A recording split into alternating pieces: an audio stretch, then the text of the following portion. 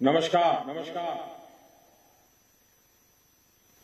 देश भर से जुड़े भारतीय जनता पार्टी के सभी कार्यकर्ताओं का बहुत बहुत अभिवादन। मैं सबसे पहले तो हमारी पार्टी के राष्ट्रीय अध्यक्ष श्रीमान नड्डा जी का बहुत आभार व्यक्त करता हूं कि आज उन्होंने इस कार्यक्रम की रचना की और मुझे भी खास करके बजट के पीछे हमारी सोच क्या है वो पार्टी के कार्यकर्ताओं के सामने प्रस्तुत करने का अवसर दिया है। वैसे कल निर्मला जी ने बहुत ही खूबसूरती से बहुत ही अच्छे ढंग से और बड़ी कोशिश करके कम समय बजट के कुछ पहलुओं को हमारे सामने रखा। बजट स्पीच में पूरा बजट तो संभव नहीं होता क्योंकि बजट अपने आप में बहुत बड़ा दस्तावेज होता है, बहुत बारीकियां होती है और सदन में उन सब चीजों पे बोलना संभव भी नहीं होता है।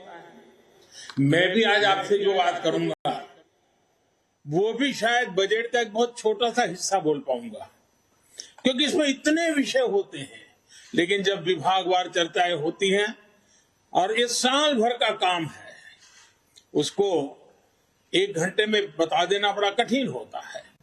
फिर भी जब अध्यक्ष जी ने कहा कि इसके पीछे सरकार की सोच क्या है जरा आप बताएं तो अच्छा होगा, तो मैंने कहा ठीक है, पार्टी का आदेश मेरे सर आंखों पर है और आज लोकसभा भी दोपहर के बाद है, तो मैंने कहा ठीक है अगर आज सुबह हम बात कर सकते हैं तो फिर इसलिए आज आपके बीच आने का मुझे मौका मिला है। साथियों, आज देश आजादी के 75वें वर्ष में है और इस समय 100 साल में आई सबसे बड़ी वैश्विक महामारी से आज हिंदुस्तान लड़ रहा है। कोरोना का ये कालखंड पूरी दुनिया के लिए अनेक चुनौतियां लेकर के आया है और एक प्रकार से दुनिया उस चौराहे पर आकर के खड़ी है जहां पर टर्निंग पॉइंट निश्चित है। आगे जो दुनिया हम देखने वाले हैं वो वैसी नहीं होगी जैसी कोरोना काल से पहले थी। जैसे द्वितीय विश्व युद्ध के बाद, सेकंड वर्ल्ड वॉर के बाद पूरी दुनिया में बहुत बदलाव आए, पूरा वर्ल्ड ऑर्डर बदल गया, वैसे ही कोरोना के बाद दुनिया में बहुत सारे बदलाव की संभावना है। एक नए वर्ल्ड ऑर्डर की संभावना है और इसके प्रारंभिक संकेत नजर भी आने लगे हैं। हम सब ने इस बात को मार्क किया होगा, अनेक कोने से सुना होगा, बहुत सी चीजें पढ़ी होगी और आप भी दुनिया में कहीं जाते होंगे, मिलते होंगे तो आप भी अनुभव करते होंगे। आज भारत की तरफ देखने के विश्व के नजरिए में बहुत बड़ा बदलाव आ रहा है। भारत जैसे विशाल देश को, लोकतांत्रिक देश को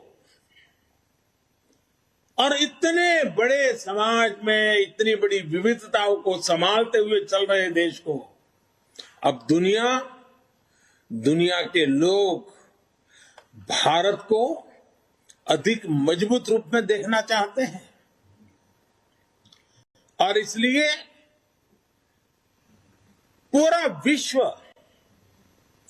भारत के लिए नए सिरे से जब देख रहा है तो हमारे लिए भी आवश्यक है कि हम हमारे देश को तेज गति से आगे बढ़ाएं, अनेक विविध क्षेत्रों में बदलाव लाएं, मजबूती लाएं। ये समय नए अवसरों का, नए संकल्पों की सिद्धि का समय है। बहुत जरूरी है कि भारत आत्मनिर्भर बने और आत्मनिर्भर तो बने ही, आत्मनिर्भर भारत की नींव पर एक आधुनिक भारत का निर्माण हो।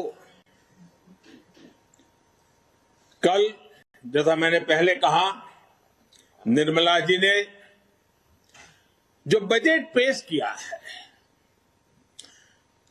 बाय एंड लार्ज हम देखें, पॉलिटिकल एंगल अगर हम छोड़ दें तो जो आर्थिक विषय के लोग हैं, समाज जीवन के लोग हैं, अखबारों में भी देखेंगे, कल टीवी चैनलों की डिबेट में देखेंगे, बजट का बहुत स्वागत हुआ है, बहुत सराहना हुई है। और आपने भी देखा होगा कि इस बजट में देश को आधुनिकता की तरफ ले जाने की दिशा में कई महत्वपूर्ण कदम है। साथियों, जब हम आज के बजट की चर्चा करेंगे तो सापेक्ष भी होती है, कुछ तो पुरानी बातों की तुलना करेंगे तब पता चलता है।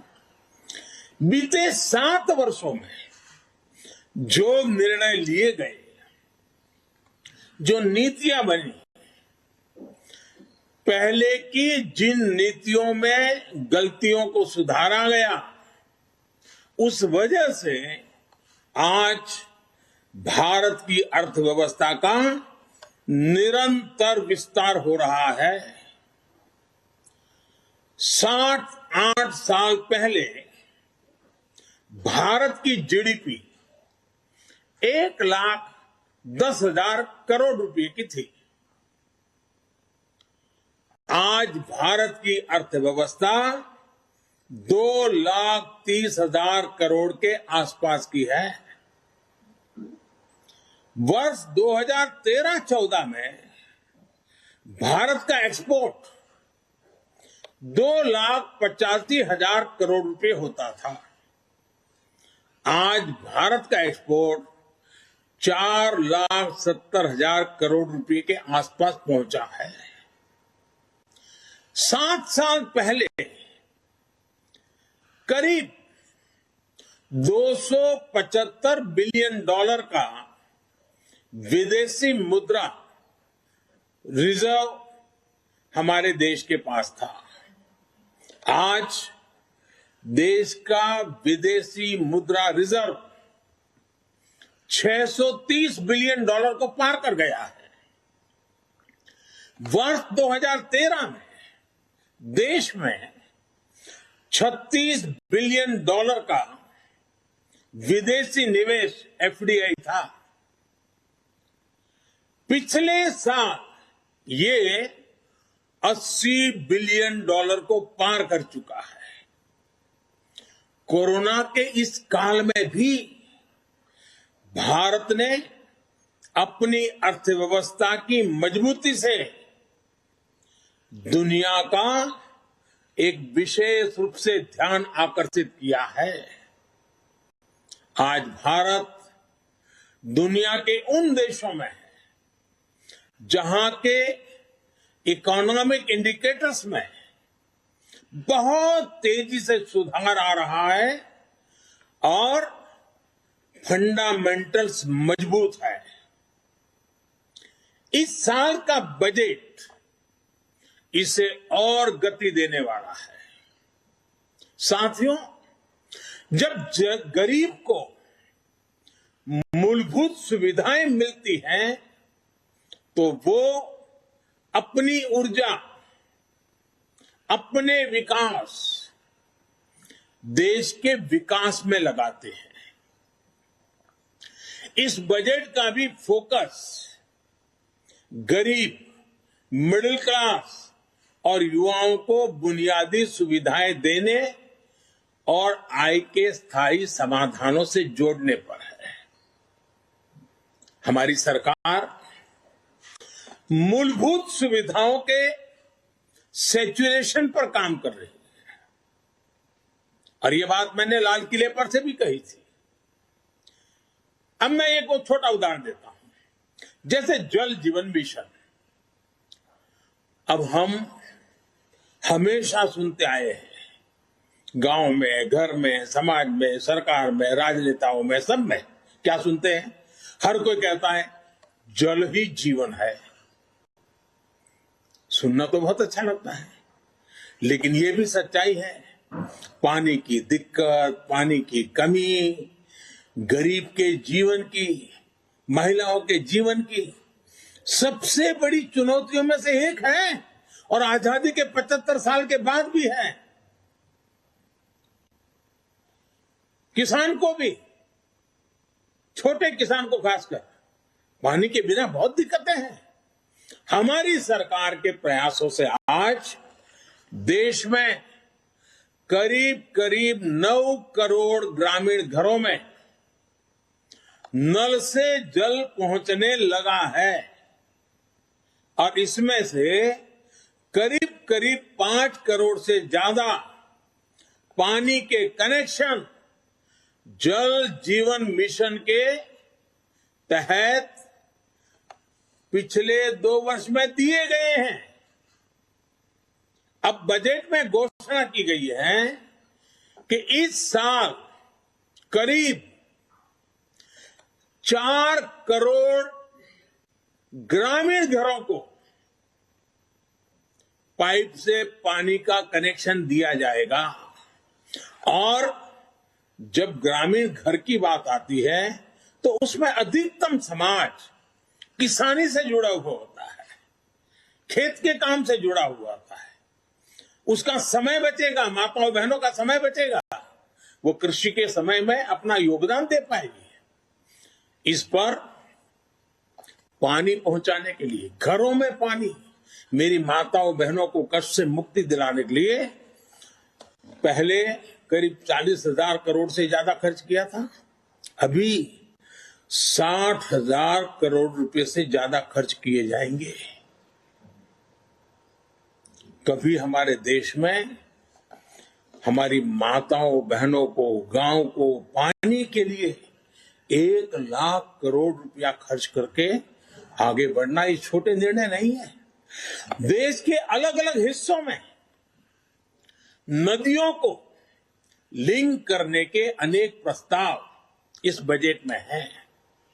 विशेष रूप से केन बेतवा को लिंक करने के लिए जो हजारों करोड़ रुपए का प्रावधान किया गया है, उससे यूपी और एमपी के जो बुंदेलखंड क्षेत्र है, हम रानी की झांसी का गर्व करते हैं ना, मैं उस बुंदेलखंड की बात कर रहा हूं। जिस खाजूराहो की चर्चा करते हैं, मैं उस बुंदेलखंड की बात करता हूं। वहां की तस्वीर बदलने वाली, पानी के अभाव में वहां के किसान के नौजवान बेटे रोजी रोटी के लिए कभी गुजरात, कभी महाराष्ट्र, केरल, तमिलनाडु तक जाना पड़ता है। ये केन बेतवा योजना किसान के जीवन में, खेती में तो बदलाव लाएगी, किसान के जीवन में बदलाव लाएगी। और इस योजना पर लगभग 44,000 करोड़ रुपए खर्च होंगे। मेरे किसान भाइयों बहनों के खेत में पानी पहुंचाने के लिए ये आधुनिक युग का एक भगीरथ काम है। अब बुंदेलखंड के खेतों में और हरियाली आएगी। जवान बेटों को शहर में झुग्गी झोपड़ी में रहकर के मजदूरी में जिंदगी गुजारनी पड़ती है, वो खुले आसमान के नीचे अपने माँ बाप के साथ रह करके एक नई जिंदगी का प्रकरण लिखना शुरू कर सकते हैं। घरों में पर्याप्त पानी आए, खेत में पानी आए। साथियों, गरीब का बहुत बड़ा सपना उसका अपना घर भी होता है। इस साल के बजट में गरीबों के लिए 80 लाख पक्के घर बनाने की बात कही गई है और इस पर 48,000 करोड़ रुपए 48,000 करोड़ रुपए यानी करीब करीब 50,000 करोड़ रुपए से अधिक खर्च होंगे। गरीब से मुक्ति का ये भी एक गरीबी से मुक्ति होनी है। गरीबी से बाहर आना चाहता है। जब घर मिलता है ना, उसका एक हौसला बन जाता है। हम कभी गरीबों की ताकत जानते नहीं थे। सिर्फ गरीबों का राजनीतिक उपयोग करने वाले लोग बहुत हुए इस देश में। एक छोटा सा प्रयास, जनधन अकाउंट। गरीब को जब जनधन अकाउंट मिला ना, उसका स्वाभिमान जग गया और लाखों करोड़ रुपए की बचत में गरीब भी आगे आया है। अगर एक जनधन अकाउंट उसकी जिंदगी बदल सकता है, तो गरीब को जब छत मिले, गरीब को जब घर मिले, तब उसका जीवन कितना बदल जाता है, इसका हम देख करके बता सकते हैं। जो भी उन परिवारों को देखेगा, उसका विश्वास बढ़ेगा। और इतना ही नहीं, सरकार जो घर बनाकर इन्हें देती है, वो घर इन गरीबों को एक तरह से लखपति बना देती है। मैं जब छोटा था, लखपति शब्द बहुत बड़ा लगता था। लखपति यानी कितनी बड़ी दुनिया है, सुनते ही कान खड़े हो जाते थे। लेकिन हमने जो गरीबों को घर दिया है ना, उसकी कीमत के हिसाब से देखे तो हमने पिछले 7 साल में 3 करोड़ गरीबों को पक्के घर देकर उन्हें लखपति बनाया है। जो गरीब थे, जो झोपड़पट्टी में रहते थे, अब उनके पास अपना घर है। पहले के मुकाबले हमारी सरकार ने इन घरों के लिए राशि भी बढ़ाई है और समय की ध्यान को रखते हुए घरों की साइज भी बढ़ाई है, ताकि बच्चों की पढ़ाई न छूट जाए, बच्चों के लिए पढ़ाई के लिए जगह मिल जाए। बड़ी बात यह भी है कि इसमें से ज्यादातर घर महिलाओं के नाम पर भी है। यानी हमने महिलाओं को घर की मालकिन भी बनाया है। साथियों, हम सामाजिक न्याय के लिए तो हमेशा काम करते हैं और इसे अपना दायित्व समझते हैं। जैसे समाज की भलाई के लिए सामाजिक न्याय बहुत जरूरी है, वैसे ही देश की भलाई के लिए भी देश का संतुलित विकास भी जरूरी है। भारत जैसे देश में कोई क्षेत्र पिछड़ा रहे, कोई इलाका अविकसित रह जाए, ये ठीक नहीं है। और इसलिए हमने आकांक्षी जिला एस्पिरेशनल डिस्ट्रिक्ट अभियान शुरू किया था। इन जिलों में गरीब की शिक्षा के लिए, गरीब के स्वास्थ्य के लिए, गांव की सड़कों के लिए, बिजली पानी के लिए जो काम हुए, उसकी प्रशंसा संयुक्त राष्ट्र ने भी की है। अब इस बजट में घोषणा की गई है कि आकांक्षी जिलों में राज्यों के साथ मिलकर आकांक्षी ब्लॉक प्रोग्राम चलाया जाएगा, यानी उसे और नीचे ले जाया जाएगा। यानी विकास का लाभ आखिरी छोर तक पहुंचाने का एक वैज्ञानिक तरीका है और धन का सदुपयोग करने का, संसाधनों को ऑप्टिमम यूटिलाइजेशन करने का और फोकस एक्टिविटी करने का एक रास्ता है। ग्रामीण क्षेत्रों में ब्लॉक स्तर पर जरूरी सुविधाएं पहुंचे, इस पर सरकार का जोर है। साथियों, राष्ट्र की सुरक्षा के लिए हमारी सेनाएं, एयरफोर्स हो, नेवी हो, आर्मी हो, हमारे जवान दिन रात डटे रहते हैं, जान की बाजी लगा देते हैं। लेकिन यह भी सच्चाई है कि हमारे सेना के जवान जो सीमा पर तैनात है, हमारे सुरक्षा बल के जवान जो सीमा पर तैनात है, उनको वो सीमावर्ती जो गांव है ना, वो भी एक प्रकार से किले का काम करते हैं। और उन सीमावर्ती गांवों का देशभक्ति का जज्बा भी अद्भुत होता है। अभावों के बीच, संकटों के बीच, मुसीबतों के बीच सीमा पर रहने वाले छोटे गांव के लोग दिन रात देश की रक्षा के लिए सजग रहते हैं। अब समय आ गया है कि हमें हमारी राष्ट्र रक्षा की जो नीतियां हैं, उसमें सीमावर्ती गांवों के नागरिकों की शक्ति को पहचानना होगा, उनके अहम रोल को जानना होगा। और इसलिए हमने ध्यान आकर्षित किया है कि सीमावर्ती जो हमारे आखिरी गांव है हिंदुस्तान के कोने कोने में, उन गांवों को विकास की यात्रा में पीछे नहीं रहने देना है। इस वजह से हम वर्षों से सीमावर्ती गांवों से पलायन होते भी देख रहे हैं। किसी भी देश की रक्षा के लिए यह पहलू ठीक नहीं है। इस बात को समझते हुए सीमा पर मौजूद गांवों के विकास के बारे में नए सिरे से सोचा गया है। एक होलिस्टिक अप्रोच के साथ हम आगे बढ़ना चाहते हैं। ऐसे गांवों में हर प्रकार की सुविधा हो, बिजली हो, पानी हो, सड़क का इंतजाम हो। इसके लिए बजट में विशेष वाइब्रेंट विलेज प्रोग्राम का ऐलान किया गया है। हमारे अनेकों सीमावर्ती गांव टूरिस्ट स्पॉट बन सकते हैं। वहां हम अच्छे प्रकार से होम स्टे का एक पूरा नेटवर्क खड़ा कर सकते हैं, जो हमारे लोगों को रोजी रोटी मिले।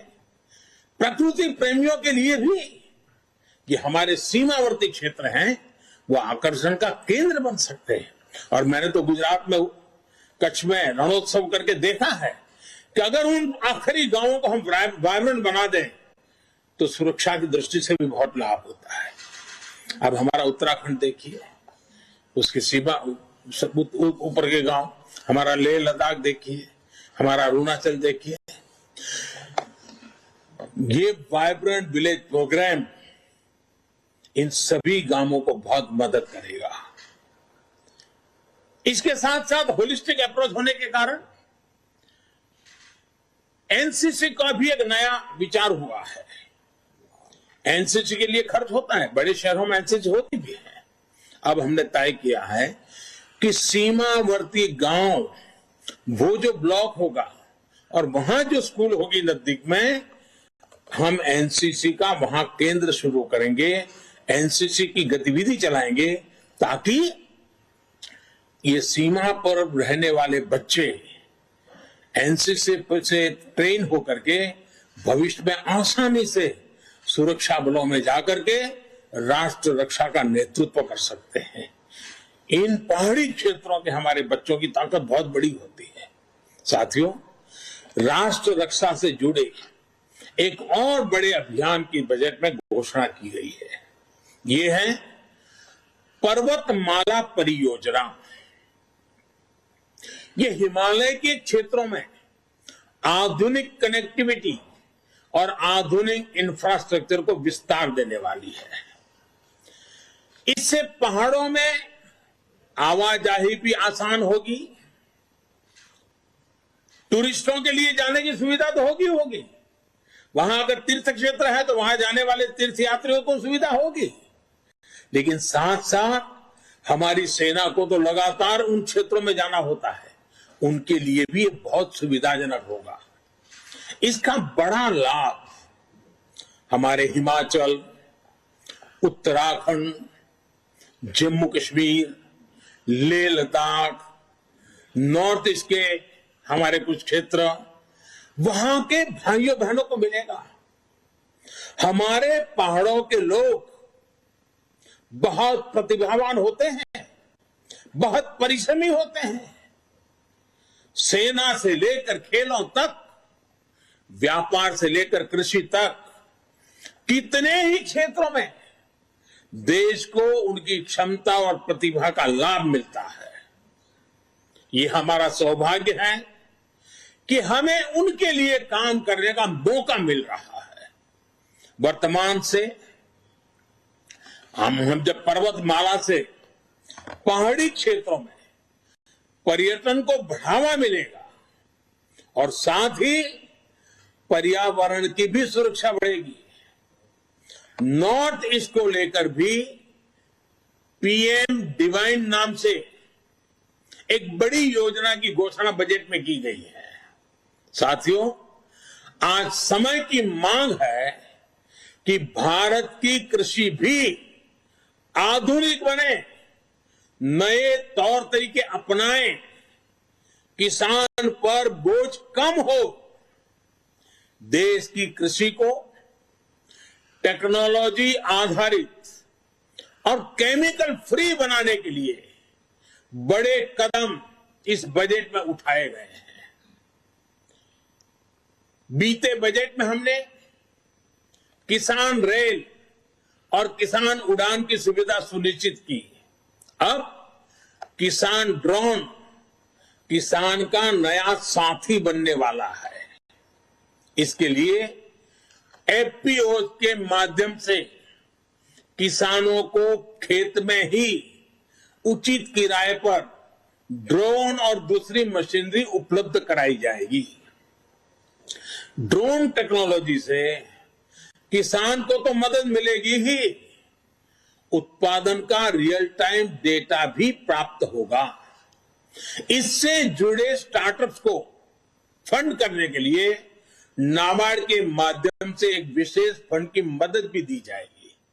साथियों, कृषि को हाईटेक करने के साथ साथ देश की कृषि को नेचुरल बनाने पर भी अभूतपूर्व फोकस है।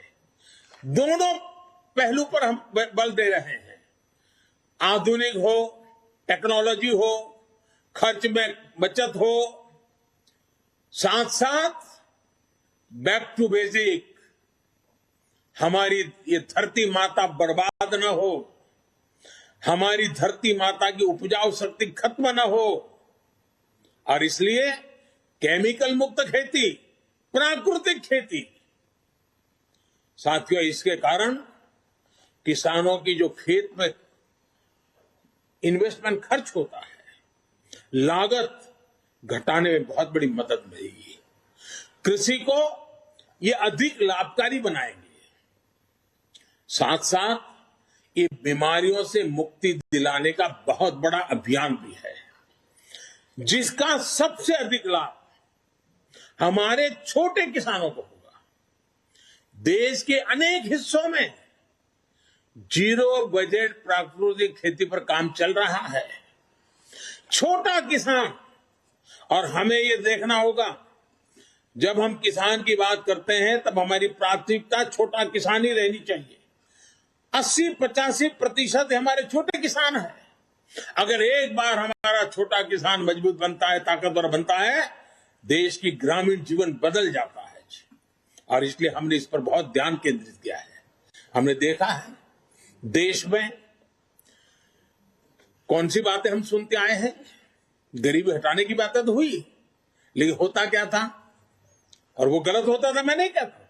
कहीं इंडस्ट्रियल कॉरिडोर बनते थे, कहीं इकोनॉमिक कॉरिडोर बनते हैं। हमने भी आकर देश में 2 डिफेंस कॉरिडोर बनाए हैं, लेकिन अब हम देश में पहली बार एक और कॉरिडोर बना रहे हैं, जो इस बजट में घोषणा की गई है। प्राकृतिक खेती का कॉरिडोर, नेचुरल फार्मिंग का कॉरिडोर बनाने की दिशा में बढ़ रहे हैं। नेचुरल फार्मिंग का कॉरिडोर लगभग 2500 किलोमीटर लंबा होगा, करीब 10 किलोमीटर चौड़ा होगा। और पहले चरण में उत्तराखंड, उत्तर प्रदेश, बिहार, झारखंड और पश्चिम बंगाल में मां गंगा के किनारे 5-5 किलोमीटर चौड़ा, दोनों तरफ 5-5 किलोमीटर नेचुरल फार्मिंग का एक कॉरिडोर तैयार किया जाएगा। पूरी इकोसिस्टम बनेगी, उसकी प्रोडक्ट की वैश्विक वैल्यू बढ़ने वाली है। खेती के जीवन को बदलाव लाने का ये एपिक सेंटर बन जाएगा। ये कॉरिडोर पूरे हिंदुस्तान के किसानों के लिए प्रेरणा का कारण बनने वाला है। और इन सारे कारणों से जो हमारा गंगा स्वच्छता अभियान चल रहा है उसमें एक बड़ी मदद मिलेगी, क्योंकि खेत में जो केमिकल उपयोग होता है, जब बारिश आती है तो केमिकल का काफी हिस्सा बह करके पानी में जाता है, नदी में जाता है। 5-5 किलोमीटर प्राकृतिक खेती जब होगी, केमिकल फ्री खेती होगी, ऑर्गेनिक उत्पाद होंगे, तो वो जो केमिकल का प्रवाह गंगा जी में आता था वो भी बंद होगा, मां गंगा भी शुद्ध होगी। एक प्रकार से मां गंगा जी का बजट का कुछ हिस्सा भी किसानों के काम आएगा। और ऑर्गेनिक उत्पाद की आज बाजार में कीमत बहुत बड़ी है, दुनिया में मांग है, और भारत विश्व के कृषि बाजार में बड़ी ताकत के साथ जाने का रास्ता ऑर्गेनिक खेती है। साथियों, सरकार द्वारा मोटे अनाज, मिलेट्स को प्रोत्साहन दिया जा रहा है।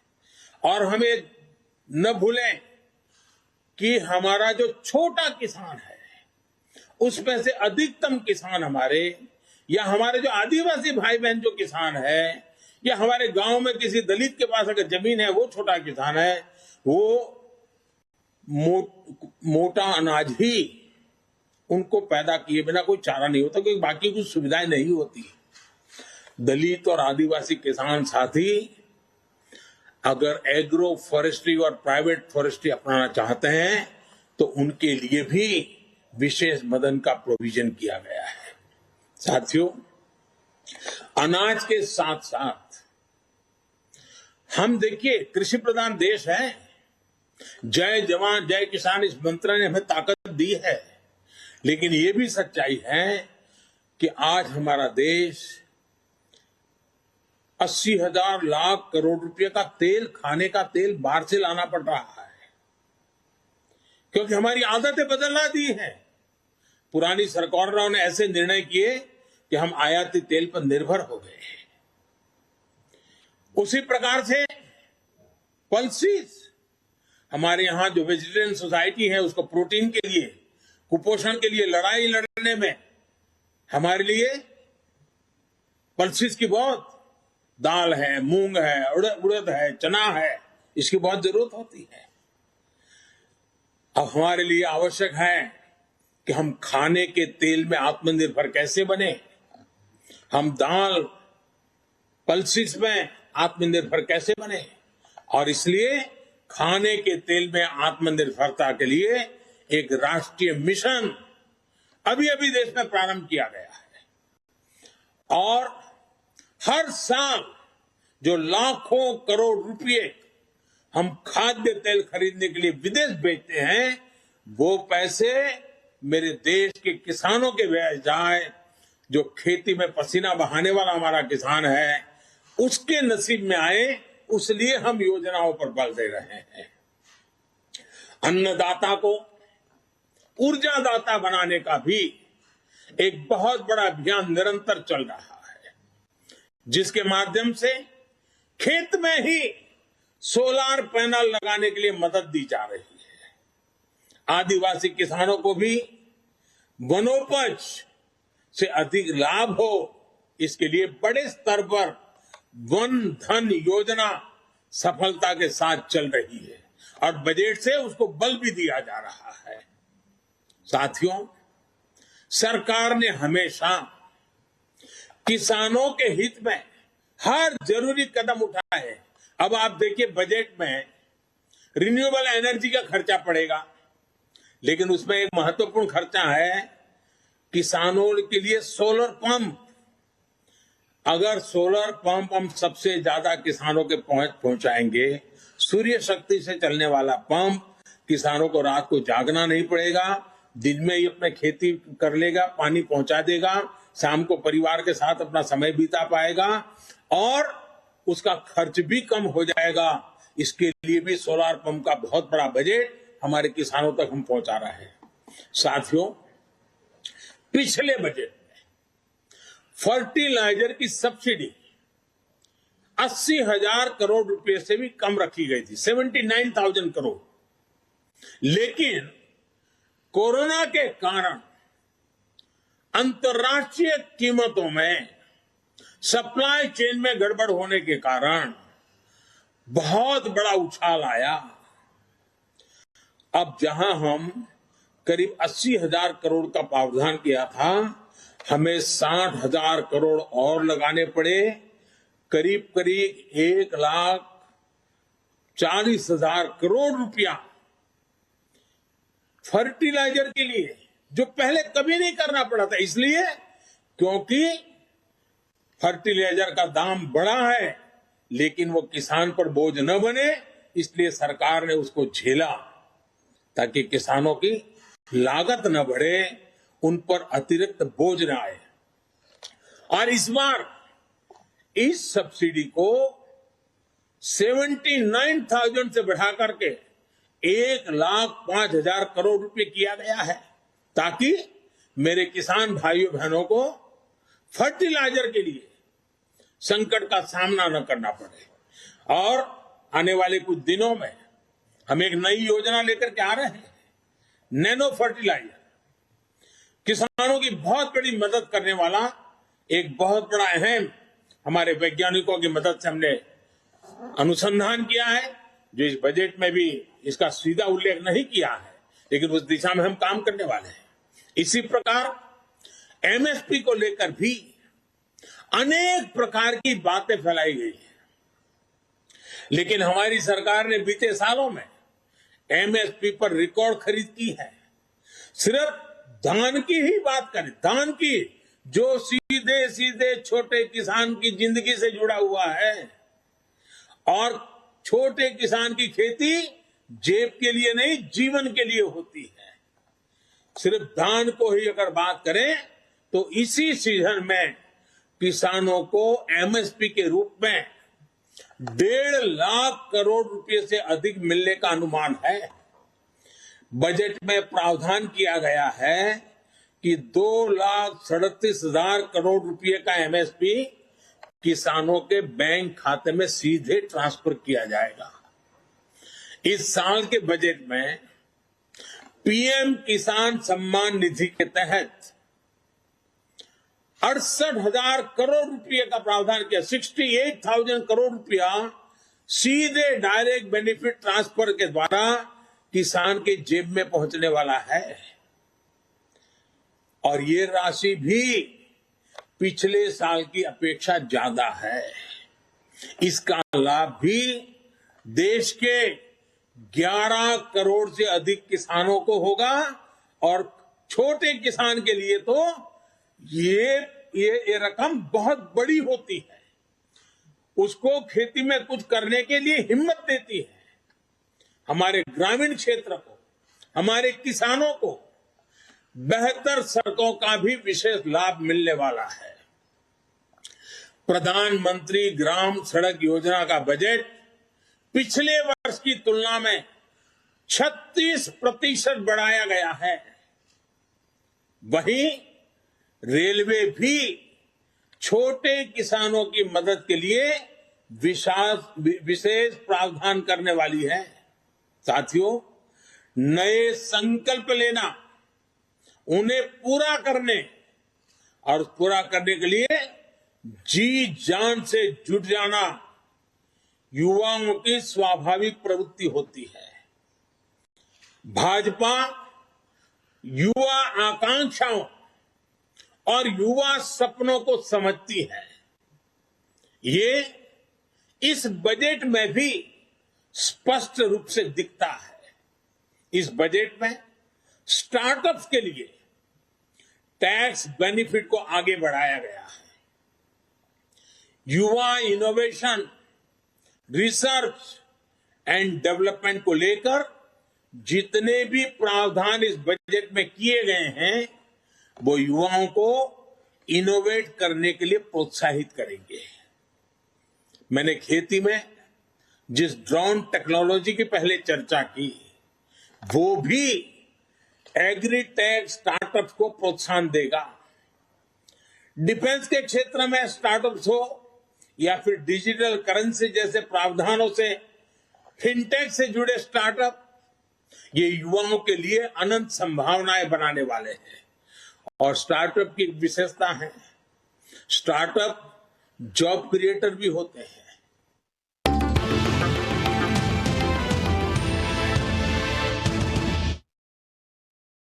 In association with OLX Autos, only OLX Autos gives the best price for your car.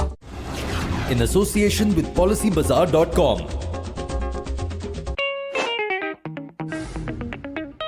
Welcome to Lottoland. Lottoland आपके लिए लाया है एक सुनहरा मौका to play and win over 30 international lotteries, वो भी घर बैठे। जैसे euro millions and US Powerball. पहले लॉटरी चूज करें और फिर उस ड्रॉ के नंबर्स प्रेडिक्ट करें। And if your numbers match the results of the official lottery, you win the jackpot. Simple. To play, just visit lottoland.asia. Lottoland. Dream bigger. This game involves an element of financial risk and may be addictive. Please play responsibly and at your own risk.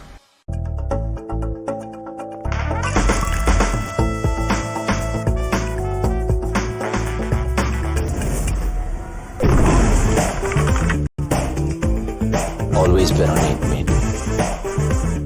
क्यों ना हम शादी कर लें? शादी? I love you very much, but I think we are on level 2. ये तो सिर्फ घुमा रहा है। कमिटमेंट करने के लिए करनी पड़ती है सीधी बात, जैसे करता है IIFL finance. IIFL gold loan, branch में सोना दो, 5 मिनट में पैसा लो, ज्यादा लोन की रकम, झंझट सबसे कम। IIFL फाइनेंस, सीधी बात। Start a healthy lifestyle every day with the experience of Oyster Therapy Bath. Feel the balance of fitness and peace with a new refreshing feeling. Then every touch becomes your wellness partner. Oyster, India's wellness partner. इस butter के साथ तो और भी tasty है। क्यों? क्योंकि test के साथ ये इम्यूनिटी भी बनाए रखे। नया Nutralite Doodh Shakti probiotic butter spread जो सपोर्ट करे immunity and is so very tasty. Nutralite Doodh Shakti probiotic butter spread. Just reached. Anita यार, वीर की तबीयत खराब है। वीर? इस वक्त तो क्लिनिक भी बंद होंगे। प्रशांत रिलैक्स, कहीं जाने की जरूरत नहीं है। हमारा दोस्त अपना बड़ी है ना आपके पास? बड़ी? मेडीबॉडी, करोड़ों इंडियंस का भरोसा। Introducing Medibuddy gold. मिनटों में स्पेशलिस्ट डॉक्टर्स से अनलिमिटेड कंसल्टेशन कराएं। Medibuddy, your health buddy. Download the app now.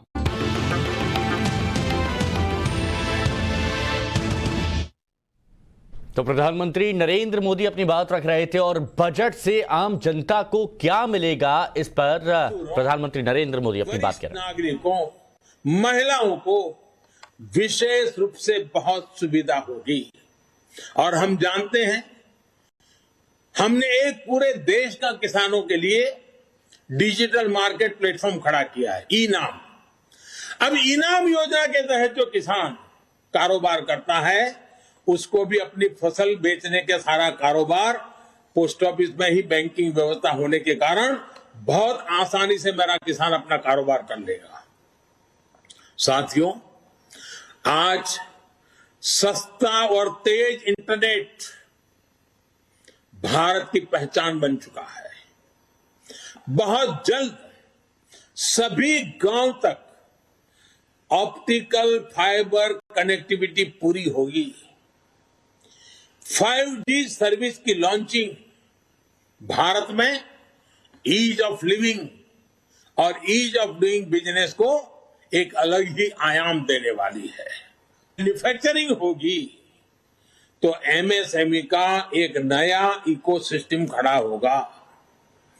MSME को कई क्षेत्रों में नए ऑर्डर्स मिलेंगे, नए अवसर पैदा होंगे। मैं एक छोटा सा उदाहरण देता हूं आपको, सिर्फ रक्षा मंत्रालय का। देखिए, रक्षा मंत्रालय आज उत्तर प्रदेश में और तमिलनाडु में डिफेंस कॉरिडोर विकसित कर रहा है। इस बजट में हमने 68%, 68% कैपिटल प्रोक्योरमेंट, जो कुछ भी खरीदी करनी है घरेलू खरीद के लिए निर्धारित किया है।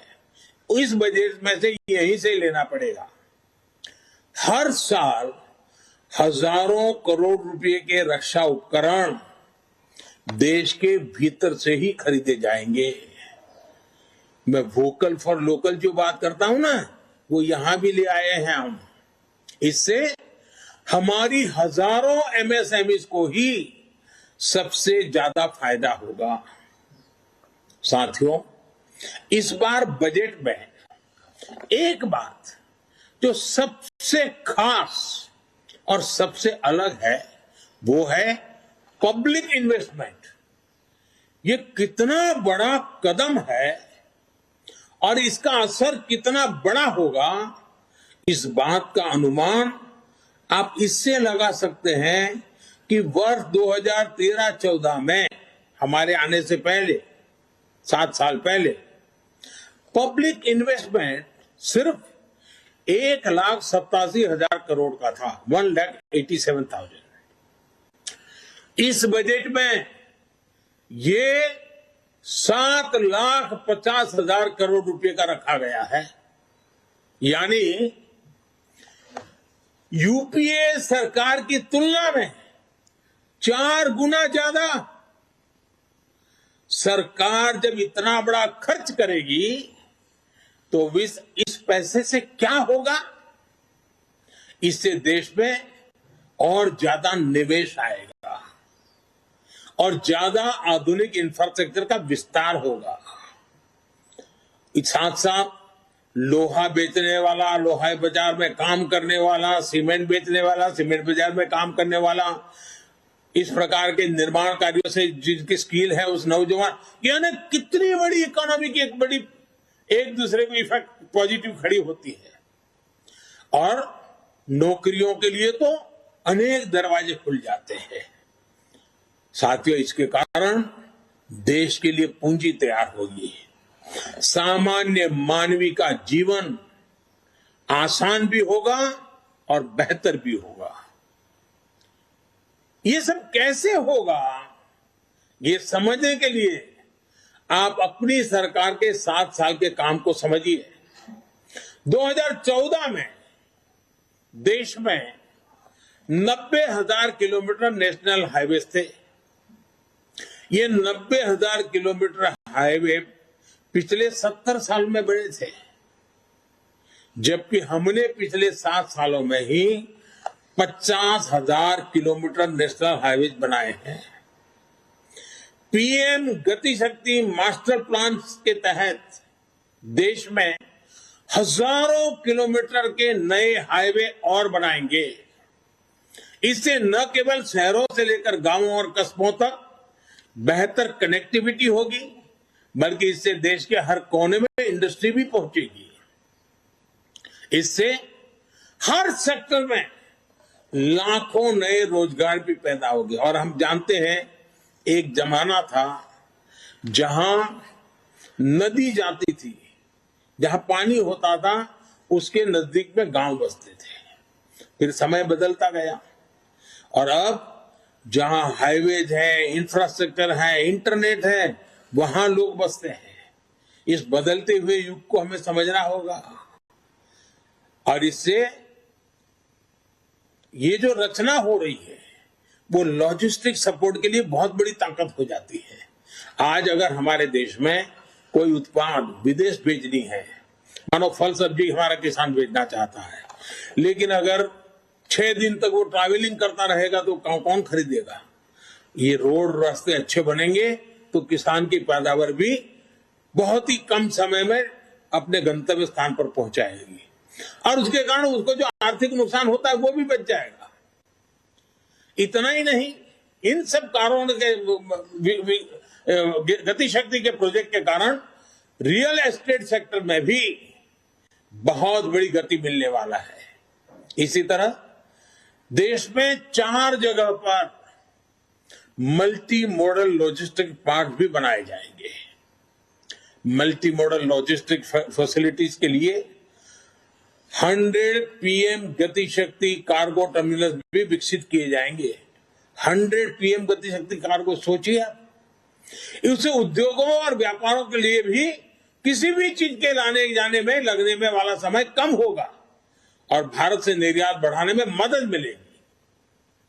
और जब निर्यात बढ़ता है तो उत्पादन और आमदनी बढ़ती है, रोजगार के अवसर बढ़ते हैं। साथियों, एक ऐसा बजट है जो देश में शहरीकरण से जुड़ी चुनौतियों को भी सीधे एड्रेस करता है। ये हमारे शहर ही जहां नियो मिडिल क्लासेस और मिडिल क्लास की बड़ी संख्या में रहता है और देश के विकास में महत्वपूर्ण योगदान देता है।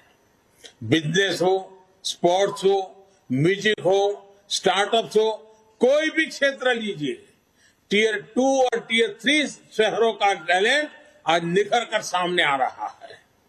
बाबा साहब आम्बेडकर भी शहरीकरण के, शहरों में इंफ्रास्ट्रक्चर पर फोकस के बहुत बड़े पक्षधर थे। बीते 7 सालों में देश के शहरों को आधुनिक बनाने पर जो जोर हमने दिया है, उसको इस बजट में नया आयाम दिया गया है।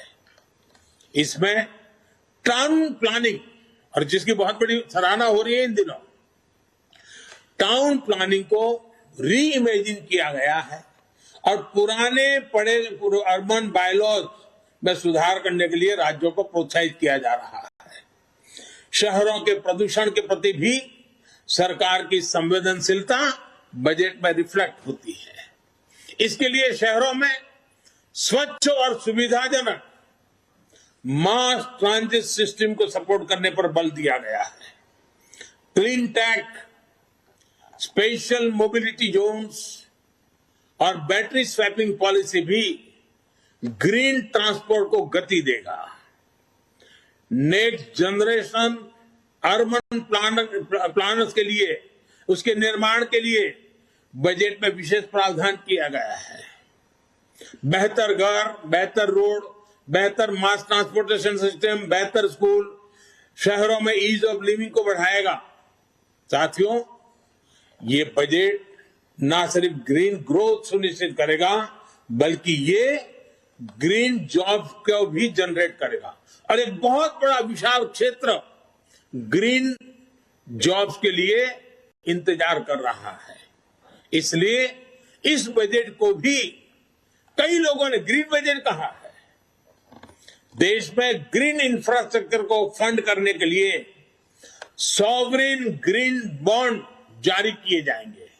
इसी प्रकार हाई एफिशिएंसी मॉड्यूल्स देश में ही तैयार करने के लिए पीएलआई स्कीम में 20,000 करोड़ रुपए की अतिरिक्त फंडिंग की घोषणा की गई है। थर्मल पावर प्लांट्स में बायोमास पैलेट्स का प्रयोग कार्बन डाइऑक्साइड एमिशन को तो कम करेगा ही, लेकिन इसमें हमारे किसान को, हमारे पशुपालक को अतिरिक्त आय भी होगी और इससे पराली जलाने की घटनाओं में भी कमी आएगी।